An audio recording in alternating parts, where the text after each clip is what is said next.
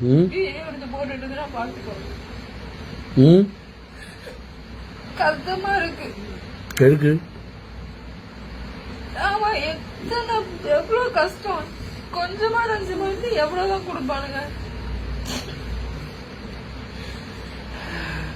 இல்ல போங்கடா மயிருங்களா, வேணும் உனக்கு கூட்டணி வைக்கலனாலும் பரவாயில்லன்னு சொல்லிட்டு ரீஎலக்ஷன் வச்சு தொலைய வேண்டியதானே. இவனுக்கு என்ன, இவனுக்கு கூட்டணி வச்சுதான் நாங்க வரணுமா? ரீஎலக்ஷன் வைக்க சொல்லு. 150 தொகுதி என்ன, அவ 234 அவதான் ஜெயிப்பாரு.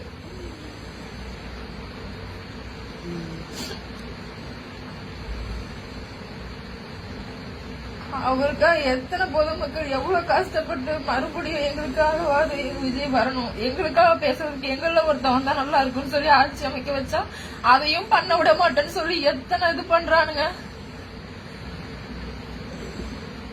இப்ப என்ன, கவர்னர் தானே கூப்பிடல, திங்கக்கிழமைக்குள்ள ஆட்சி அமைச்சிருவாரு. ஏன் அழுகுற?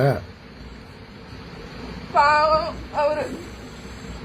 எதுக்கு அவரு எதிர்கட்சி எல்லாம் பண்ண போறாரு? நீ 20 வருஷத்துக்கு அவரு தான் சிஎம். யாராலையும் உன்னை ஆட்சியை பிடிக்க முடியாது. ஆனா ஒண்ணு ஆட்சியில வந்து உட்காந்துட்டா இங்க எப்பவோ பேசினாலும் அப்பவும் உனக்கு ஒவ்வொருத்தருக்கும் பதிலடி கொடுப்பாரு பாரு. ஓட்டு போட்ட விஜய்க்கு அண்ணனுக்கு ஆதரவா ஓட்டு போட்ட 1,70,00,000 பேரும் பாத்துருக்காங்க.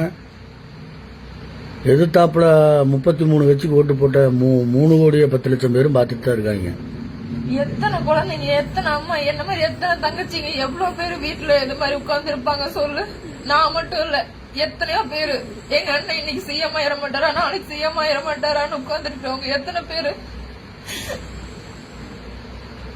எதுக்காக இல்லாட்டினாலும் எங்களுக்காக உட்காரணும், எங்க பாதுகாப்புக்காக அவர் வரணும்னு ஆசைப்படுறேன்.